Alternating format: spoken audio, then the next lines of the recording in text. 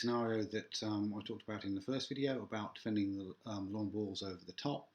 I just wanted to say a little bit more about how we go from kind of losing possession or transition, as technically we call it, to getting into a good defensive shape and making sure we don't actually concede a goal just because we've lost the football. So in our scenario, if you remember, we had lost the ball somewhere up in the other end. Their number 3 had picked off cross, played a nice ball to their number 6, who was now on the ball in their half. We talked a bit about how we defend the ball over the top, and you see we have our centre halves here covering that. Our goalkeeper is trying to cover the space in behind. Let's suppose, though, that our number 6 does close down their player, does a good job at slowing them down, but does not manage to win the ball. Maybe he does manage to get a pass off. They either bounce a pass or maybe even play a pass into their number 9. So we can see that actually this is, it's dangerous. And what do we do to stop this becoming a goal that we concede? Well, the first thing is the nearest guy to this player, has to close him down. So that's the rule. The really most important thing is, though, is he cannot get beaten. He has to stay between this player and the goal. If he's got him facing backwards, that's brilliant. Keep him going that way if you possibly can. If he's the other way around, then again, you've got to stay between him and the goal. You don't need to win the ball, but you must stop him going past you, playing it past you.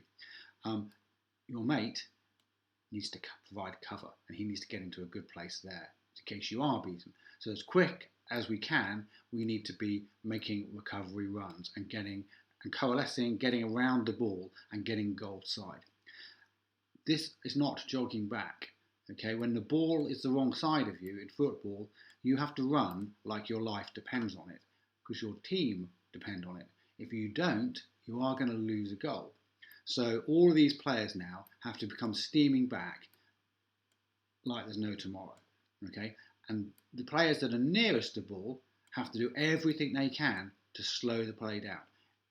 I don't care if they win the ball. In fact, it's probably better if they don't try and win the ball. It's probably much better if they just keep the guy from going forward. And actually, the perfect scenario is that they slow things up so that people start to get back, and this guy now maybe needs to make a sideways pass. Okay, and maybe we even start to force them to go backwards. We still don't have to win the ball. What we do have to do is we have to get into our defensive shape. Okay, so our back 4 needs to start forming our back line. Our CDMs need to start trying to get in front of them and screen them. Our other midfield players and our wingers need to start tucking in. Even our number 9 needs to come herring back. It might be, of course, that the other team are trying to do the best they can to try and play through us. As this is happening, we need to continually try to slow them down and to put obstacles in their way and continue to try and get goal side.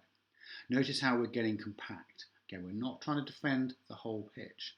We're trying to defend the bits of the pitch which are important. We've talked in the past about defending 2/3 of the width of the pitch.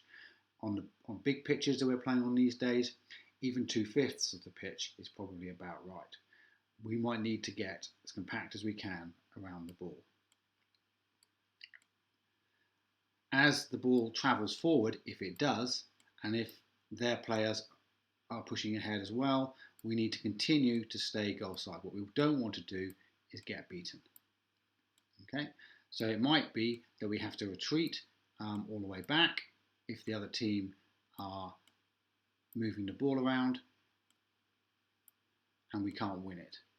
Maybe they get their winger on the ball over here, for example. We need to all be still getting back, making sure that nothing bad can happen. And the simple rule that we have is we get back into the shape, our defensive shape, the shape that's on the team sheet. A bit like that. Okay. We might want to keep some players up the pitch in case we can win it back, but we need to try and get back into our shape. The closest player needs to press the ball. Everybody else needs to then provide the cover. So he's providing cover here. These are the balancing players covering the rest of the space. The further away from the ball their players are, kind of the less we need to worry about them. Okay? Because simple reason that by the time the ball gets from here to here, everybody could have shifted to try and cover this space.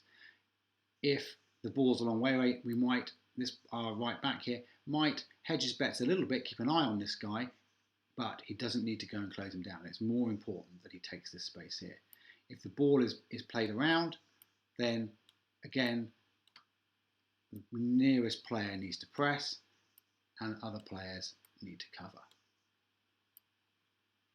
What we don't want to do is to end up like this with big gaps, because big gaps are too easy to play through. Okay, so we need to make sure that we're covering those spaces, that whoever is nearest is pressing and everybody else is providing the cover.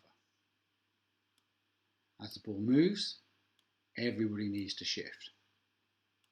Now the back has to press, centre halves are covering, everybody's moving across.